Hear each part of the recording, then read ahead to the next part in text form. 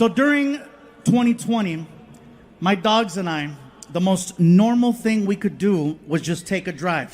Okay, drives, you could just get in the car. Nothing was open, but you could take a drive. And so we get in the car, and I put on this playlist and just drive. Eventually, we went out looking for food. And I know that sounds crazy to say it that way, but remember, 85% of the underlying conditions. I never once set foot in a market because I was afraid. All of my food came from friends and street vendors. Yeah. Yes, I support street vendors in case anyone's wondering.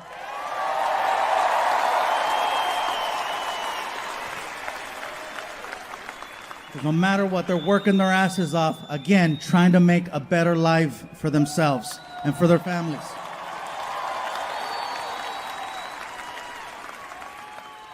After leaving a taco stand one night, I realized that a lot of people needed to step out of their comfort zones in order to find alternative ways of making ends meet. I made the mistake one night of assuming the guy working the stand was Mexican. He wasn't. I even spoke Spanish to him, which is a no-no. The rule is, when engaging a brown person, you must speak English to them first, and then if there's a language barrier, then you go to Plan B high school Spanish. You start off in English. Hello, sir, may I? ¿Qué? No entiendo. ¿Qué pasó? Oh, hold on, I got this. Hola. Yummy. So I walked up to this guy at the stand, and I was like, he reminded me of a tío, so I was like, hey, ¿qué onda, compa? ¿Cómo estás? And which is like, hello, friend, how are you?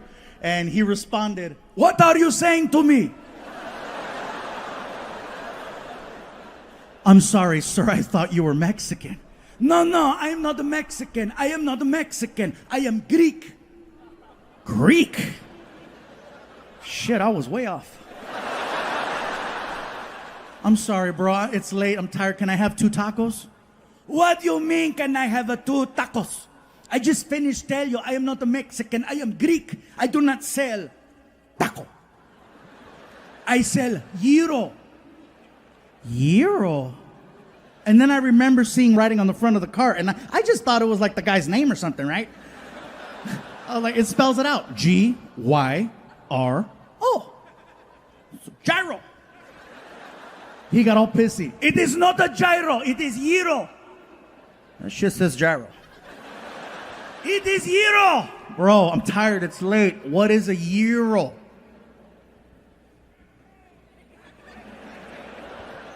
It's like a taco. Give me 2. 1 year ago, this city was flipped upside down by a hurricane. Un cabrón named Harvey. And they said that this city would never be the same. I think it's beautiful that a year later, we're all here celebrating together the fact that this city is resilient. And you guys persevered. Houston strong, baby.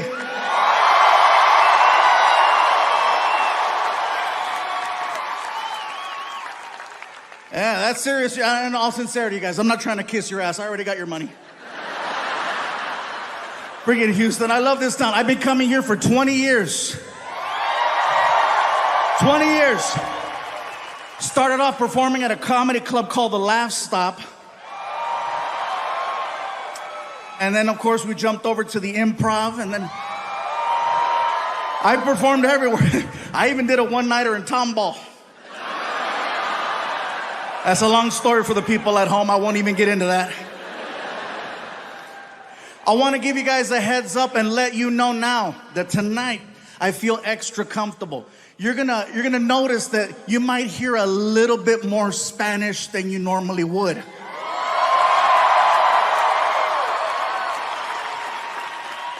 And you can't do that just anywhere, but you can do that in Houston. Now, to everyone watching at home who's freaking out like, oh my God, I didn't sign up for this. If I say something in Spanish, my promise is to translate immediately so that everyone enjoys the show, okay? Because I know the second I said Spanish, people are freaking out, you know? All the people that drove in from the Woodlands are like, hey.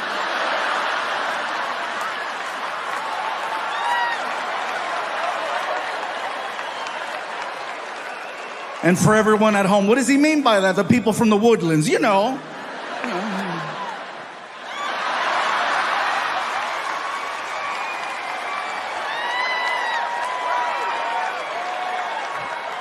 I know he is not referring to us. The nerve of him. He needs to go back where he came from, over by Airline Road.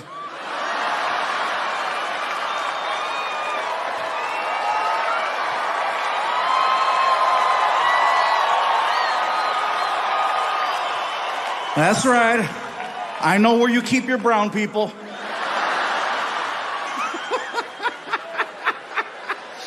This is awesome. This always pisses off Netflix. They're like, Gabriel, we really wish you would just do a show that's general, that everybody understands. Why do you have to make your show so personal? Only people in that city are going to get it. Well, when you have an arena full of people, you want them to get it. You want that extra personal, special touch. I don't care what they say. I already got the check. So let me give you a heads up as to what has happened since the last time I did a special. My son Frankie is now 19 years old. 19 years old, high school graduate. He has all his shots, ladies. People tell me all the time, you know, why do you talk about your son so much? Because he won't leave. Does he like it when you talk about him? I said, no, he hates it. Well, why do you do it? Because he won't leave. I'll tell you what he likes to do right now. He likes to sit around the house and watch videos of other kids playing video games. See, some of you are clapping. I didn't know that was an actual thing. I asked him, what are you doing? I'm watching other kids playing video games. I said, that's really? Why? Well, they're professionals. I'm like, why would you watch something that you could be doing? Because they're professionals. That's dumb. Really, Dad? Every Sunday, I see you watching football. How come you don't play? I didn't even argue. I just cut off the internet. My son's problem right now is that he has, according to him, too many options. Okay, that's his problem. I'm like, poor guy. I have so many options, Dad. I don't know what to do. Write them down. Put them on a wheel. Freaking. Today, plumber. Something. The problem is we go places, people find out he is my son, and then they offer him opportunities. He doesn't understand that that's not how the real world works. I know about struggling and clawing and fighting for the opportunity to do something. He doesn't get it yet. And that's my fault. For example, I take him and his mom out to dinner, okay? I took them both to Red Lobster. Now, Houston, me personally, I love Red Lobster, okay? And not even for the seafood. I'm talking about the biscuits. Oh, yeah. So we're sitting there and we're having a conversation with our son about life, opportunity, what does he want to do with himself? And as we're talking to him, the manager from Red Lobster walks over to our table. And he's being really cool, right? He's like, hey. And I'm like, hey. He looks at my son. Is this the infamous Frankie? I said, why, yes, it is. He just graduated. Congratulations. And he's looking for a job. The manager goes, oh, say no more. And he gives my son a business card. And then he starts to say, listen, Frankie, this is all you have to do. Just go online and fill out the application. Once it's registered, call me personally, and I'll see to it that you get an interview. The only position we have available right now is for a host, but there's plenty of room for opportunity here at Red Lobster. Besides, you got one hell of a reference. And then he walked away, and I was like, oh, my God. I'm gonna get free biscuits.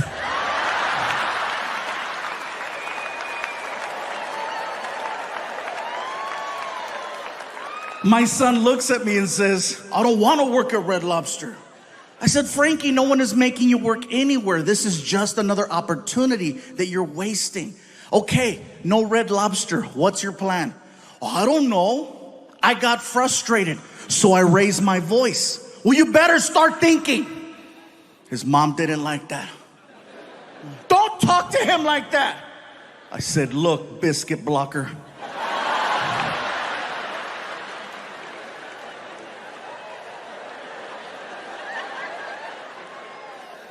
See, up to this point, we have agreed on how we raise our son. But in this situation, she's trying to protect him from the world. I'm trying to prepare him for the world. If he cannot handle me raising my voice to get his attention, to see the bigger picture, he's not ready for a world that doesn't care about his feelings.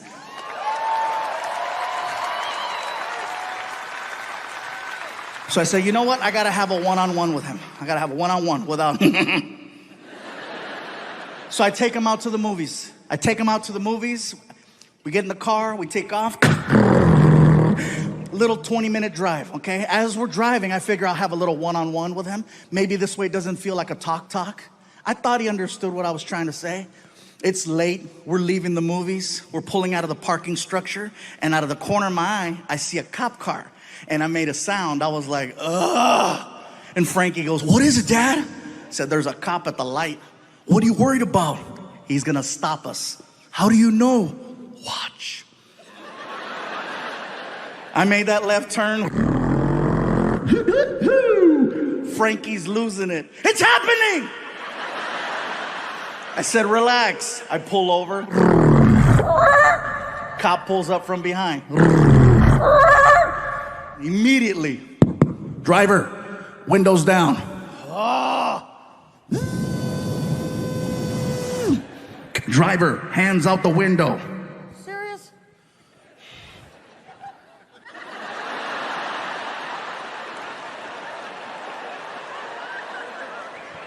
Both of them. I can't, I'm fat! He gets to the window and he's got the flashlight and he shines the light right in my face. He's like, license? Yeah. Here.